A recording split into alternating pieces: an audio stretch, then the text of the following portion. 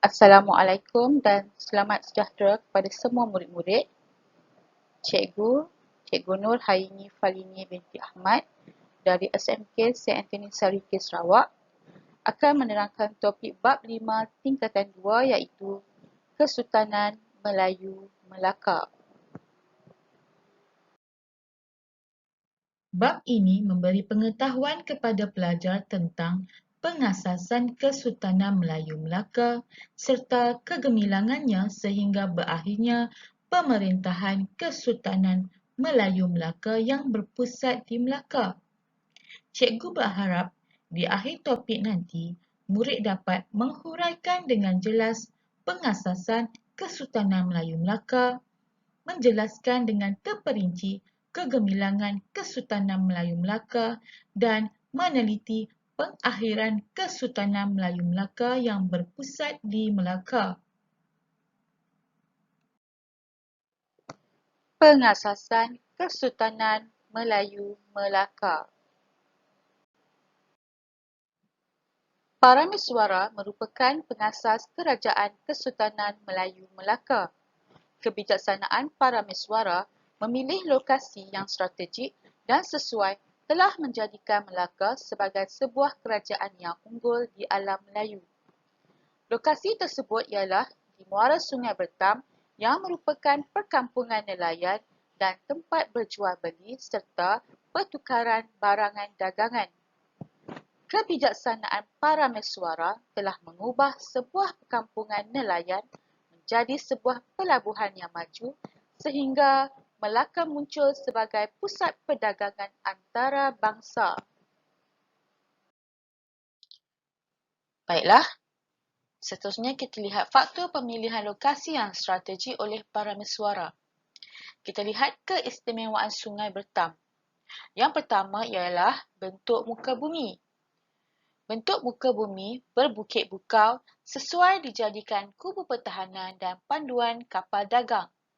Kedua, benteng pertahanan.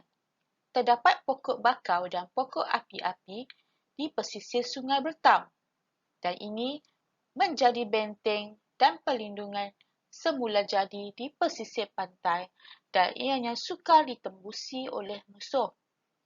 Ketiga, terlindung daripada tiupan angin monsun. Ini membolehkan kapal dagang datang berlabuh di pelabuhan Melaka dengan selamat kerana terlindung daripada tiupan angin monsun. Keempat, laluan perdagangan. Ini membolehkan Melaka dapat mengawal laluan kapal dagang antara timur dengan barat. Berikut ialah gambaran muara sungai tempat pengasasan Kesultanan Melayu Melaka. Gambar kedua menunjukkan pokok bakau dan api-api yang telah menjadi benteng pertahanan dan perlindungan semula jadi. Peta berikut menunjukkan peta Selat Melaka yang terlindung daripada tiupan angin monsun barat daya dan angin monsun timur laut. Baiklah murid-murid, seterusnya kita ke subtopik 5.2 Kegemilangan Kesultanan Melayu Melaka. Kegemilangan Kesultanan Melayu Melaka terbahagi kepada dua. Yang pertama, faktor kegemilangan dan kedua, aspek kegemilangan. Baiklah, kita lihat dahulu faktor kegemilangan. Yang pertama ialah kepimpinan raja yang berwibawa, sistem pentadbiran yang cekap dan sistem perundangan yang tersusun. Manakala dalam aspek kegemilangan, terdapat pembentukan empayar, pusat penyebaran Islam, pusat perdagangan dan hubungan luar. Terdapat tiga faktor kegemilangan Kesultanan Melayu Melaka. Pertama, kepimpinan raja yang berwibawa. Ini di mana Sultan Melaka ialah berketurunan Raja Palembang dan mempunyai peranan yang unggul. Selain itu, Sultan Melaka mempunyai daulat dan memiliki alat kebesaran serta memiliki kewibawaan sebagai seorang pemerintah. Kedua, sistem pentadbiran yang cekap di mana kegemilangan Kesultanan Melayu Melaka dimantapkan lagi dengan pengamalan sistem pembesar 4 lipatan di mana setiap pembesar mempunyai tugas masing-masing. Faktor yang ketiga ialah sistem perundangan yang tersusun. Ini dapat dibuktikan dengan adanya Hukum Kanun Melaka, Undang-Undang Laut Melaka dan Undang-Undang Adat. Baiklah murid-murid, seterusnya cikgu akan menghuraikan kepimpinan raja. Kesultanan Melayu Melaka berasal daripada keturunan Raja Palembang. Menurut teks Sulalatus Salatin, pemerintah Melaka berasal dari keturunan anak Raja Palembang bersusul galur daripada Iskandar Zulkarnain. Susul galur ini memberi taraf kedudukan yang tinggi kepada Sultan Melaka dalam kalangan kerajaan-kerajaan alam Melayu. Seterusnya, peranan yang unggul. Antara peranan raja ialah sebagai simbol perpaduan dan kemakmuran. Kedua, mengetuai angkatan tentera. Ketiga, mengetuai hubungan diplomatik. Keempat, menyelaraskan aktiviti ekonomi. Kelima, menjadi ketua agama Islam. Dan yang keenam, menegakkan keadilan.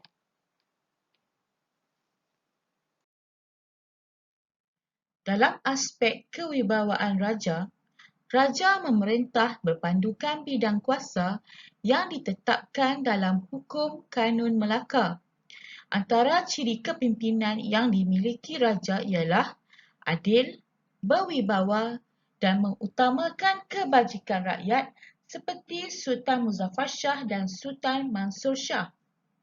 Sultan Mansur Shah menasihati puteranya Sultan Alauddin Rayad Shah agar bersikap adil terhadap rakyatnya dengan menyiasat segala tuduhan dengan teliti dan bekerjasama dengan pegawai-pegawainya. Seterusnya kita lihat dari aspek daulat dan alat kebesaran. Daulat ialah kuasa dan kewibawaan raja yang memerintah. Kedudukan raja diperkukuhkan lagi dengan penggunaan alat kebesaran raja seperti cop mohor, nobat, tombak, pending, keris, lembing dan mahkota. Alat kebesaran digunakan semasa upacara pertabalan, perkahwinan dan kemangkatan raja. Kedudukan raja adalah tinggi dan istimewa melalui konsep daulat dan derhaka, adat istiadat dan alat kebesaran raja. Baiklah murid-murid, berikut ialah ilustrasi pemerintah Kesultanan Melayu Melaka. Gambar pertama merupakan gambar Parameswara ataupun Sultan Iskandar Shah. Gambar kedua, Sultan Muzaffar Shah. Ketiga, Sultan Mansur Shah. Keempat, Sultan Alauddin Shah. Dan yang kelima, Sultan Mahmud Shah.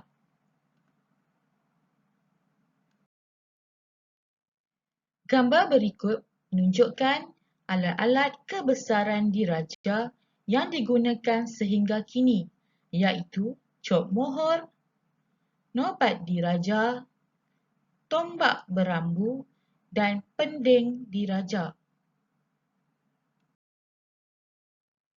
Gambar berikut menunjukkan susun duduk pembesar di Balai Rong Seri di dalam Istana Melaka. Kegemilangan Kesultanan Melayu Melaka dimantapkan lagi dengan adanya sistem pentadbiran yang tersusun dan berkesan dalam Kesultanan Melayu Melaka. Sultan berada di puncak sistem pemerintahan dan pentadbiran. Sultan melantik pembesar untuk membantu dalam menguruskan hal ehwal pentadbiran negeri. Dalam sistem pentadbiran ini terbahagi kepada dua, iaitu sistem pembesar 4 lipatan dan tugas pembesar. Pentadbiran Kesultanan Melayu Melaka adalah berasaskan sistem pembesar 4 lipatan. Sistem ini bermaksud setiap peringkat pentadbiran terdapat pembesar yang dilantik oleh pemerintah bagi melicinkan pentadbiran. Dalam sistem ini, teraju utama pemerintahan negeri diketuai oleh Sultan. Sultan dibantu oleh pembesar berempat, pembesar berlapan, pembesar 16 dan pembesar 32. Pembesar ini merupakan pentadbir pada peringkat pusat, jajahan, daerah, mukim dan kampung. Pembesar memainkan peranan dalam mewujudkan sistem pentadbiran yang cekap.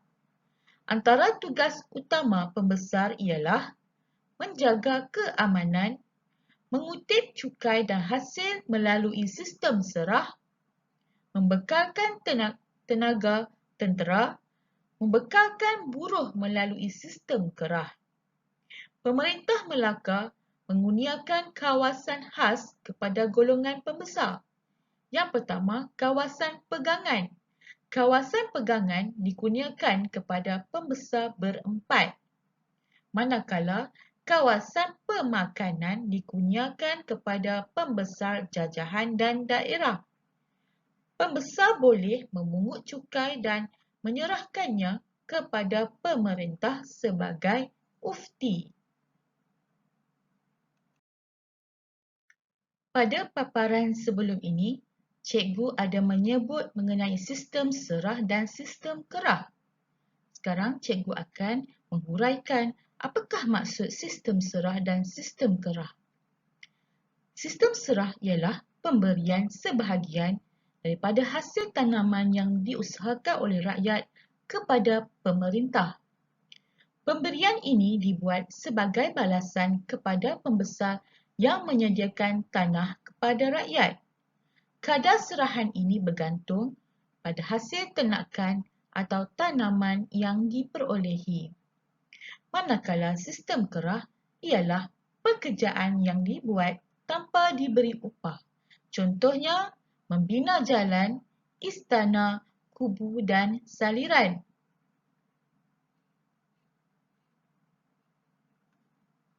Rajah di sebelah menunjukkan sistem pembesar 4 lipatan.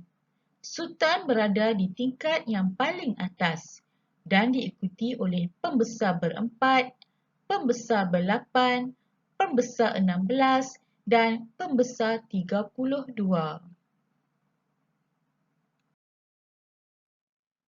Pembesar 4 merupakan pembesar peringkat pusat yang merupakan tonggak utama pentadbiran Kesultanan Melayu Melaka. Mereka terdiri daripada bendahara, penghulu bendahari, temenggung dan laksmana. Mereka juga dikenali sebagai orang kaya berempat. Tugas bendahara ialah menjadi penasihat raja, menjadi menteri utama peringkat pusat, menjadi ketua turus angkatan perang, menjadi ketua hakim dan pemangku sultan. Tugas penghulu bendahari ialah sebagai pemungut hasil atau ufti, sebagai ketua segala bendahari, menjadi ketua urus setia istana dan menjadi ketua syah bandar. Manakala tugas temenggung ialah sebagai ketua polis dan penjara, menjadi penguasa bandar dan kota Melaka, menjadi pegawai protokol istana dan menjadi hakim di darat. Yang terakhir, tugas laksmana ialah sebagai ketua angkatan laut, pengawal peribadi raja, menjadi duta dan ketua utusan ke negara luar serta menjadi hakim di laut. Kegemilangan Kesultanan Melayu Melaka diperkukuhkan lagi dengan sistem perundangan.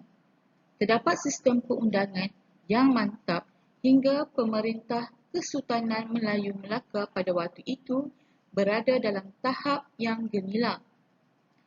Sistem perundangan Kesultanan Melayu Melaka terbahagi kepada dua. Pertama, undang-undang bertulis. Kedua, undang-undang adat. Contoh undang-undang bertulis ialah Hukum Kanun Melaka dan Undang-Undang Laut Melaka. Undang-undang adat pula ialah Adat Temenggung. Baiklah murid-murid, sekarang kita lihat apakah itu Hukum Kanun Melaka. Hukum Kanun Melaka ditulis semasa zaman pemerintahan Sultan Muzaffar Shah. Undang-undang ini telah disusun secara teratur semasa pemerintahan Sultan Mahmud Shah. Terdapat 44 fasal dalam undang-undang ini yang meliputi hak keistimewaan, tanggungjawab raja dan pembesar, dan terdapat hukum Islam yang berkaitan dengan perbuatan jenayah, urusan jual beli dan kekeluargaan. Undang-undang ini dapat mewujudkan keamanan dan menjamin keselamatan rakyat kerana jenayah di dalam Melaka dapat diatasi dengan baik serta terurus. Seterusnya ialah Undang-Undang Laut Melaka. Undang-undang ini ditulis semasa pemerintahan Sultan Mahmud Shah. Tujuan undang-undang ini digubal adalah untuk menentukan peraturan pelayaran dan perdagangan. Terdapat 25 fasal yang menerangkan peraturan di laut, tertib berniaga dan tata cara berjual beli. Undang-undang ini menjelaskan tanggungjawab nakhoda, anak kapal, QB ataupun dikenali sebagai penyewa ruang letak barangan dalam kapal dan syah bandar. Undang-undang ini menyebabkan aktiviti perdagangan berjalan lancar dan adil. Undang-undang ini juga memberikan keyakinan kepada pedagang untuk terus berurus niaga di Melaka.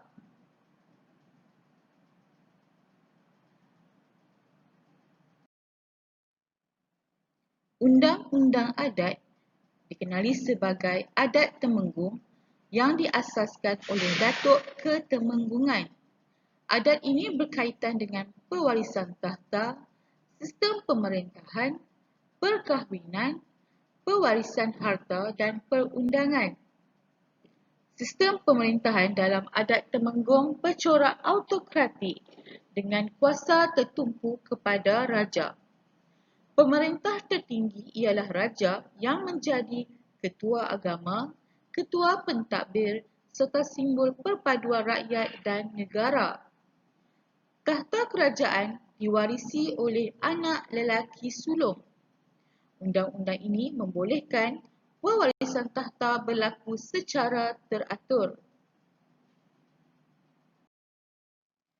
Baiklah murid-murid, berikut ialah contoh sistem perundangan kerajaan Melayu Melaka. Gambar yang pertama ialah Hukum Kanun Melaka dan gambar kedua ialah Undang-Undang Laut Melaka. Baiklah murid-murid, seterusnya cikgu akan menjelaskan dengan lebih terperinci aspek kegemilangan Kesultanan Melayu Melaka. Terdapat 4 aspek kegemilangan Kesultanan Melayu Melaka. Yang pertama dari aspek pembentukan ampayar, kedua pusat perdagangan, ketiga hubungan luar dan yang keempat pusat penyebaran agama Islam.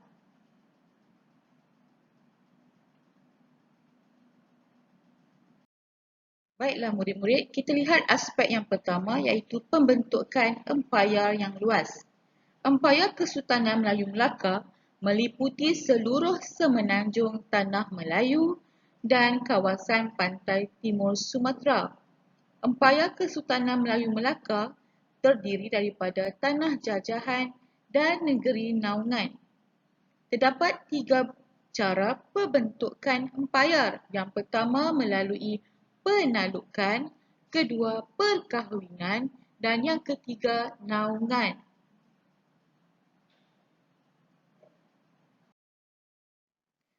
Peta berikut menunjukkan empayar Kesultanan Melayu Melaka. Cara pembentukan empayar melalui penaklukan. Ianya dilakukan untuk menjamin keselamatan dan kemakmuran. Kawasan taklukan di Semenanjung Tanah Melayu ialah di Kuala Linggi, Beruas, Pahang, Terengganu dan Kelantan. Manakala di Sumatera pula ialah di Siak, Rokan, Kampar dan Rupat. Cara pembentukan empayar melalui perkahwinan telah berlaku antara Sultan Melaka dengan puteri kerajaan lain. Perkahwinan ini telah mengeratkan lagi hubungan persahabatan dan kekeluargaan kedua-dua buah kerajaan. Contohnya, perkahwinan Sultan Mansur Shah dengan puteri Majapahit, Raden Galuh Cendera Kirana yang menyebabkan pengaruh Melaka semakin meluas. Seterusnya, cara pembentukan empayar di Melaka ialah melalui naungan. Terdapat pemerintah kerajaan lain yang rela bernaung di bawah Kesultanan Melayu Melaka seperti Linggar, Patani dan Kedah. Raja yang berada di bawah naungan Melaka ditabalkan oleh Sultan Melaka.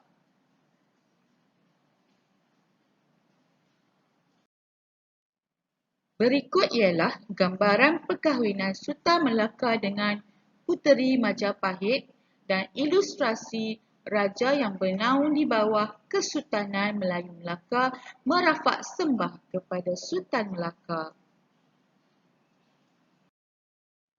Baiklah murid-murid, seterusnya kita pergi ke tajuk kepentingan pembentukan empayar. Terdapat 4 kepentingan pembentukan empayar. Yang pertama ialah politik.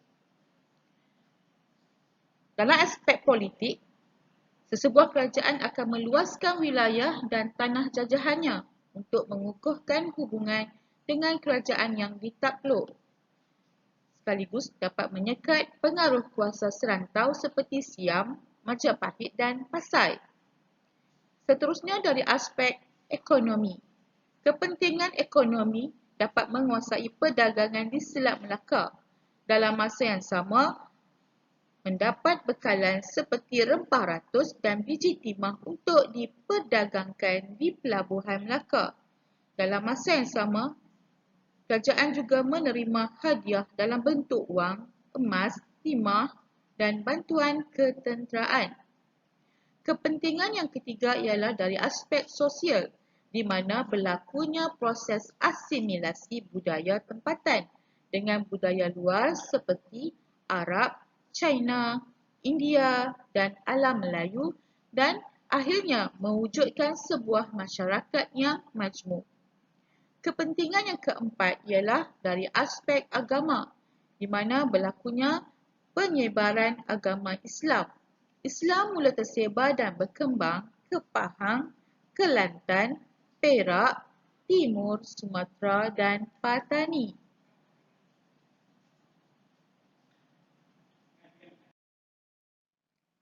Seterusnya ialah pentadbiran empayar Kesultanan Melayu Melaka.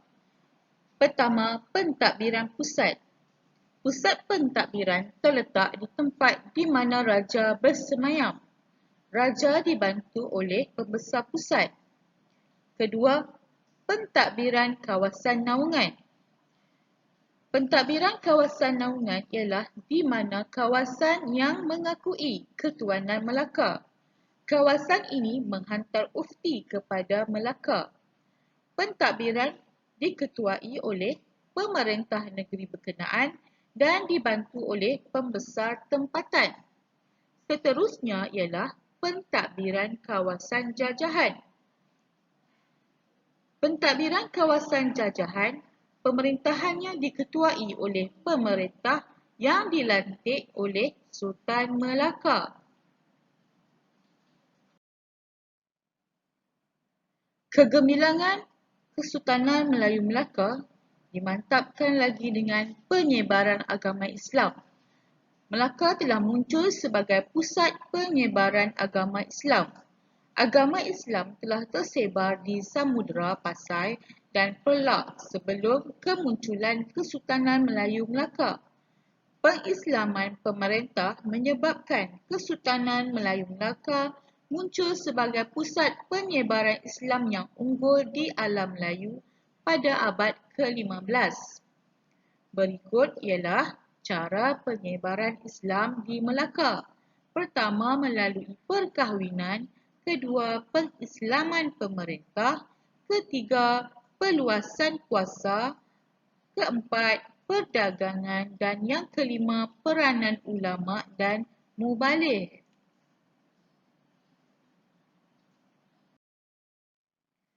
Peta berikut menunjukkan kawasan pengaruh Islam.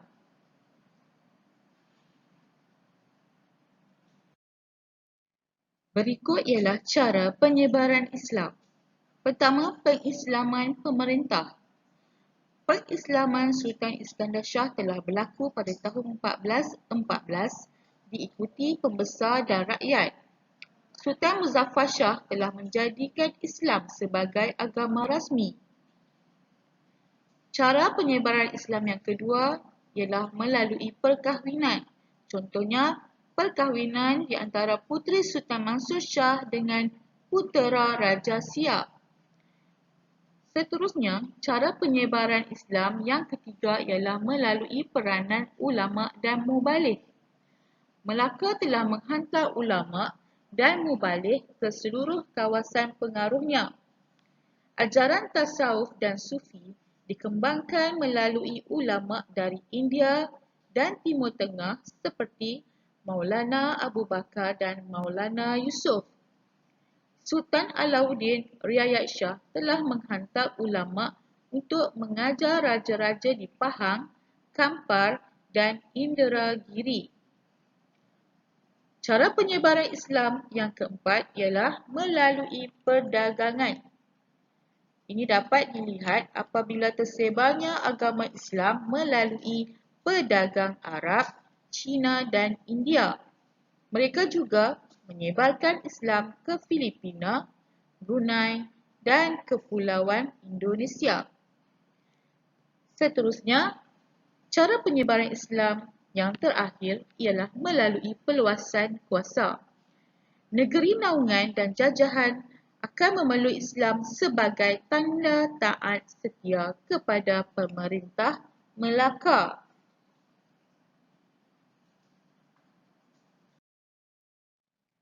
Baiklah murid-murid, seterusnya kita lihat kesan penyebaran agama Islam di Melaka. Pertama, menjadi tumpuan ulama. Melaka menjadi tumpuan ulama dan pendakwah dari negara lain. Sultan menjadi penaung kepada aktiviti dakwah dan perbincangan kitab agama seperti Darul Manzun. Seterusnya, Melaka menjadi tempat pembelajaran di mana Sultan Muzaffar Shah menjadikan masjid, surau dan madrasah sebagai tempat mempelajari Al-Quran dan tasawuf. Kesan seterusnya kita dapat lihat dari aspek persuratan. Dalam penyebaran agama Islam di Melaka, dalam masa yang sama turut berkembangnya sastra saduran dari Arab dan Parsi seperti Hikayat Muhammad Ali Hanafiah dan Hikayat Amir Hamzah. Dalam masa yang sama berkembangnya tulisan Jawi dan bahasa Melayu. Bahasa Melayu telah menjadi bahasa persuratan dan penulisan. Kesan yang seterusnya ialah dari aspek pemerintahan dan pentadbiran. Golongan ulama telah memainkan peranan penting dalam pentadbiran. Jawatan kadi dan mufti dibentuk untuk melicinkan sistem pengurusan agama Islam.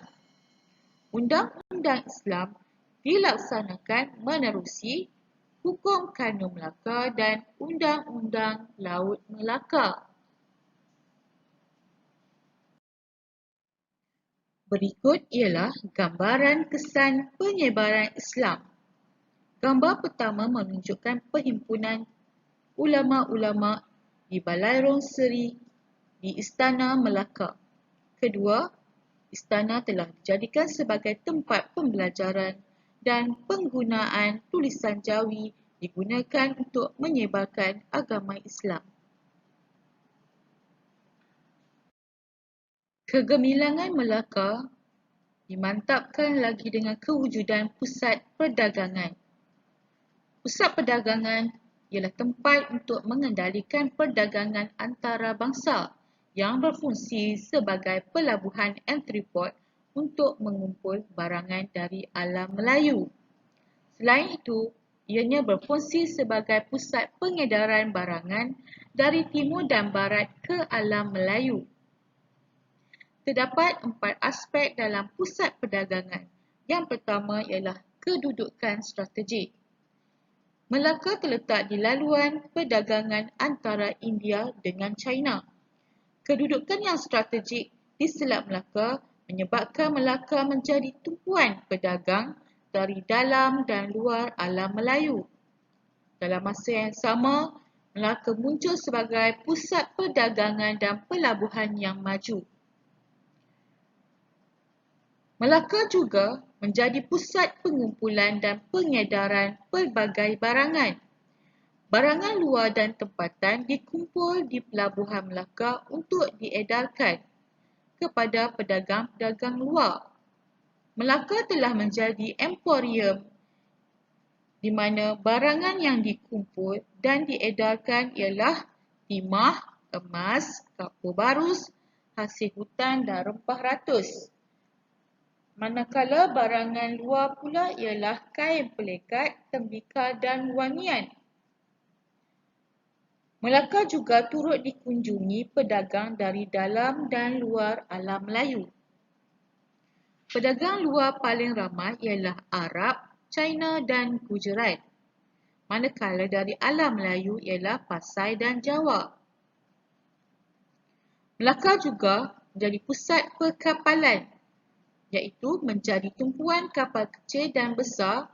Kapal kecil ialah seperti perahu, sampan, manakala kapal besar ialah jong dan bahtera. Peta berikut menunjukkan Melaka sebagai pusat perdagangan.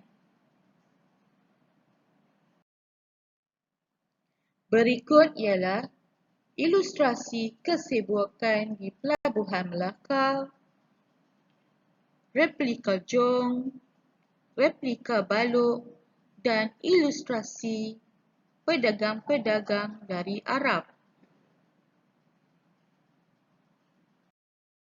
Seterusnya kita lihat pengurusan perdagangan.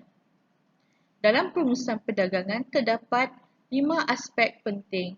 Yang pertama ialah peranan Syah Bandar, kedua peranan orang laut, ketiga pengurusan cukai yang teratur, keempat kemudahan pelabuhan dan kelima penggunaan sistem tukar barang dan mata wang. Syah Bandar terdiri daripada seorang pegawai yang cekap, mahir dan berpengalaman menguruskan perdagangan. Sekarang kita lihat peranan ataupun tugas Syah Bandar.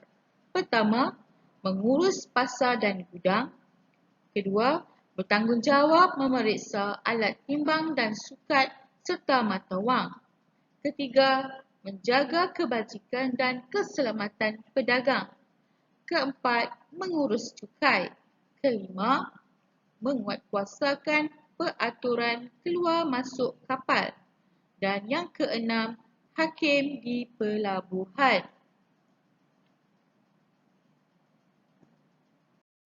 Cukai di pelabuhan.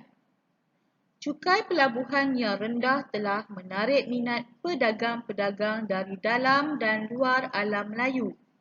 Cukai dan bayaran surat kebenaran berniaga menjadi sumber pendapatan Melaka.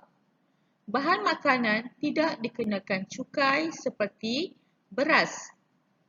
Terdapat dua jenis cukai, iaitu cukai rasmi. Cukai rasmi ialah cukai import yang dikenali sebagai panduan.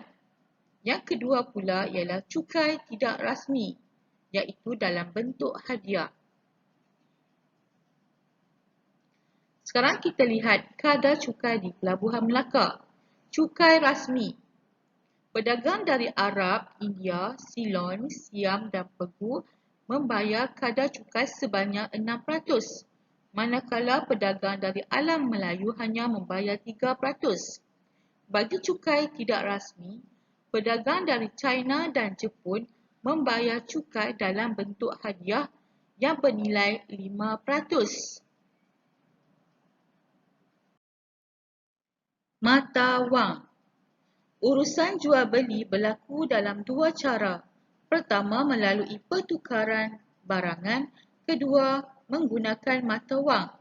Berlaku pertukaran barangan, contohnya barangan dari China dan Alam Melayu dengan barangan dari Barat dan India. Dalam masa yang sama telah berlakunya penggunaan pelbagai jenis mata wang. Kita lihat jenis-jenis mata wang.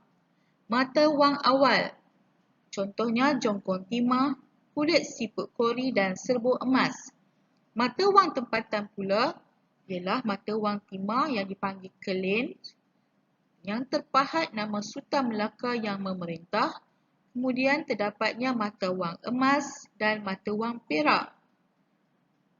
Selain itu terdapat mata wang asing, contohnya mata wang pasai, mata wang Hormuz dan mata wang Kambir. Kegemilangan Kesultanan Melayu Melaka dapat dikaitkan dengan peranan orang laut. Orang laut sangat setia kepada raja. Antara peranan orang laut ialah memastikan urusan perdagangan berlaku tanpa gangguan. Kedua, merupakan pelayar dan penunjuk arah yang cekap kepada pedagang yang berdagang di Melaka. Selain itu, orang laut juga bertanggungjawab sebagai tentera bagi menjamin keselamatan pedagang di perairan Melaka. Baiklah murid-murid, seterusnya kita lihat kemudahan di Pelabuhan Melaka. Pertama, sebagai tempat ataupun gudang menyimpan barang. Kedua, membekalkan makanan dan minuman. Ketiga, menyediakan tempat penginapan. Keempat, menyediakan kemudahan pengangkutan. Kelima, menyediakan khidmat membaiki kapal. Keenam, menyediakan kemudahan tempat beribadat. Dan yang ketujuh, Syah Bandar menjaga kebajikan pedagang. Seterusnya ialah hubungan luar Kerajaan Melaka. Hubungan luar Kerajaan Melaka berbentuk hubungan diplomatik dan perdagangan. Berlaku dengan Kerajaan Alam Melayu dan Kerajaan Luar Alam Melayu. Ianya dapat menjamin kestabilan dan keselamatan kerajaan dan mengekalkan penguasaan terhadap perdagangan. Baiklah murid-murid, sekarang kita lihat hubungan baik antara Melaka dengan Kerajaan Alam Melayu yang lain. Pertama, Pasai. Pasai mempunyai hubungan dasar sama taraf, iaitu melalui perkahwinan, berkongsi pendapat dan perbincangan mengenai Islam. Kesannya, Melaka telah menjadi pusat penyebaran agama Islam. Kedua, Kerajaan Demak. Kepentingan bersama dalam perdagangan dan penyebaran Islam. Demak membekalkan beras, bahan makanan, rempah ratus dan tentera, serta menjamin keamanan dan kemakmuran Melaka. Selain itu, Kerajaan Majapahit. Hubungan luar yang terjalin antara Majapahit dengan Melaka ialah atas dasar perkahwinan. Ini dapat mengukuhkan lagi persahabatan di antara kedua buah kerajaan. Dalam masa yang sama, wilayah Melaka makin tersebar luas. Dalam masa yang sama juga, tamatnya ancaman Majapahit ke atas Melaka. Seterusnya, Kerajaan Makassar. Kerajaan Makassar dan Melaka wujud atas dasar perdagangan, perkapalan, Islam, kebudayaan dan kesenian. Dalam masa yang sama, Kerajaan Makassar telah menghadiahkan budak raja kepada Sultan Melaka.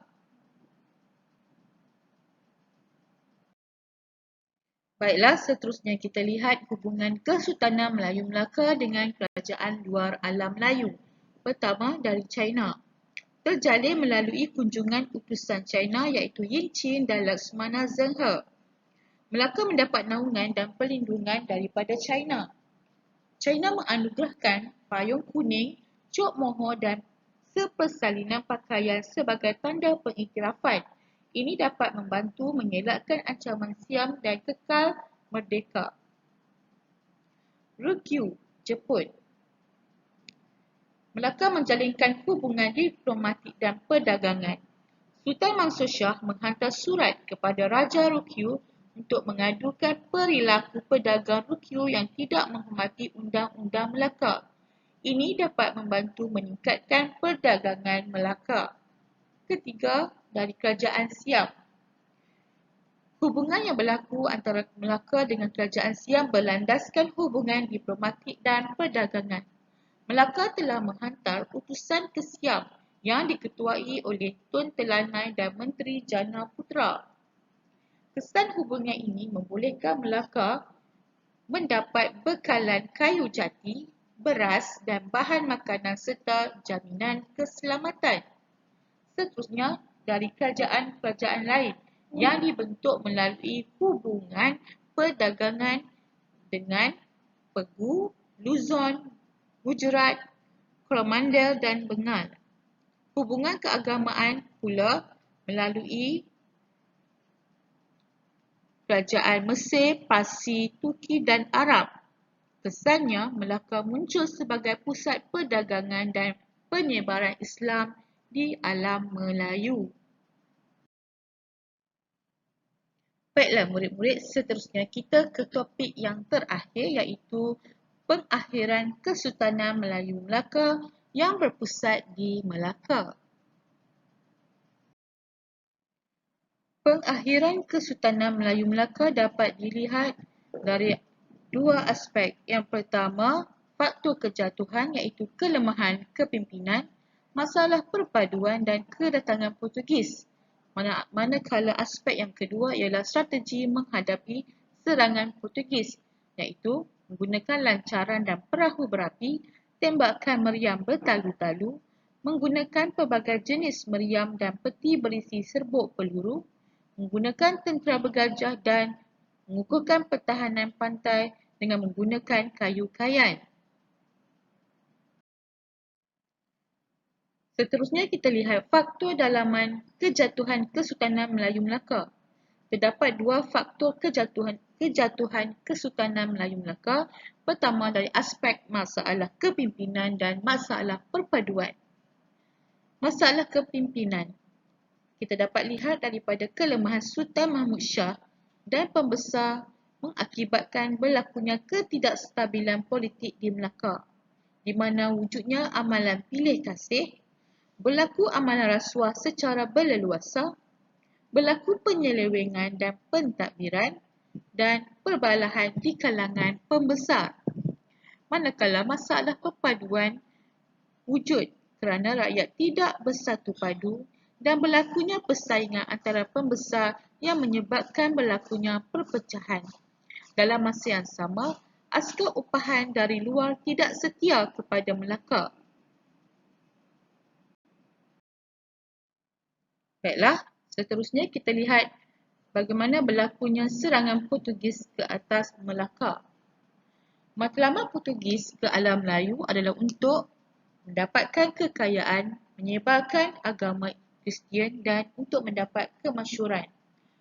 Portugis juga ingin mengawal perdagangan rempah di Melaka.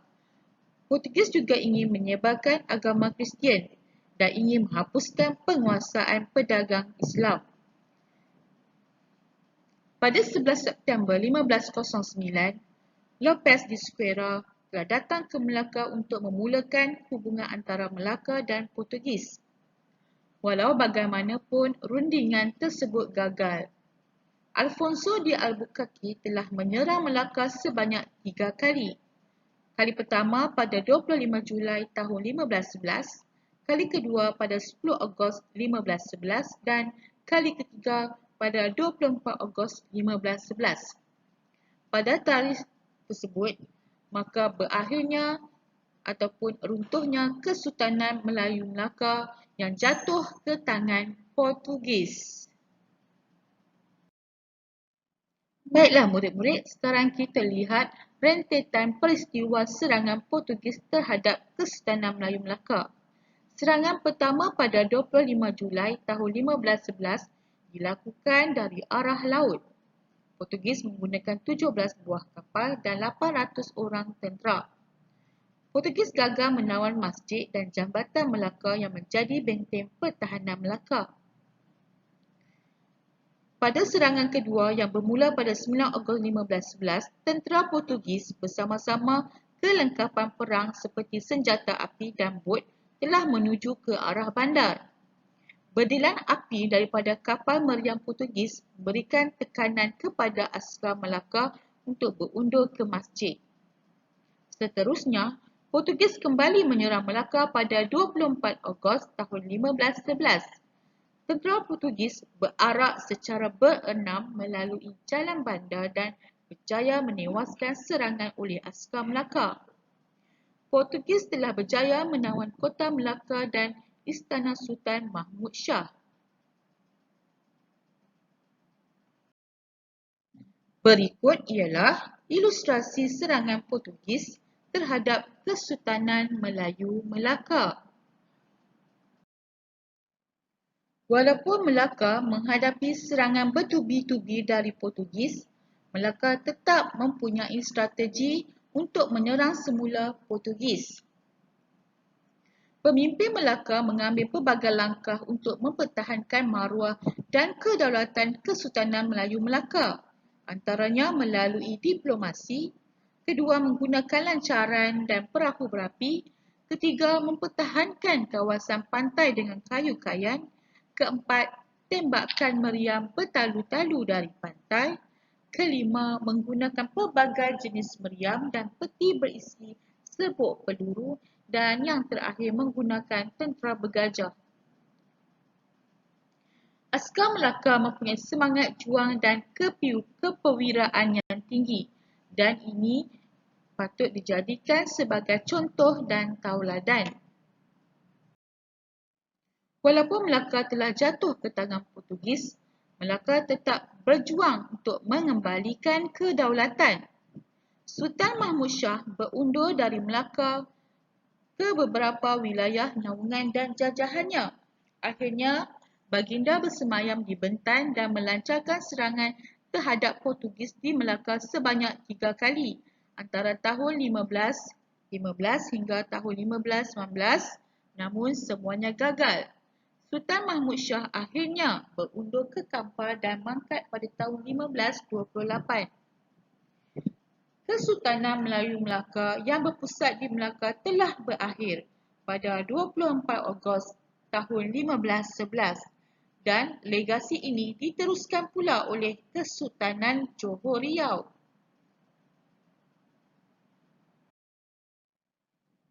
Baiklah murid-murid, nampaknya kita sudah berada di penghujung waktu. Cikgu berharap murid-murid mendapat pengetahuan tentang Kesultanan Melayu Melaka yang telah mengajar kita agar menghargai sistem pemerintahan beraja yang diamalkan di negara kita.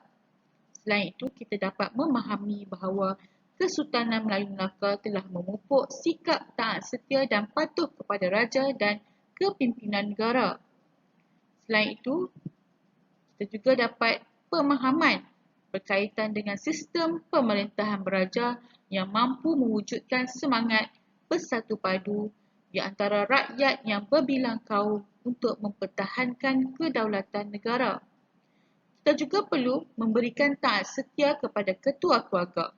Hal ini akan menjadikan hubungan lebih harmoni dan saling menghormati antara ahli keluarga dalam aspek diri dan keluarga. Manakala dari aspek negara, kita perlu mengetahui dan memahami sejarah kegemilangan Kesultanan Melayu Melaka dan ini akan menjadikan kita lebih bersungguh-sungguh untuk mengekalkan dan mempertahankan kedaulatan negara.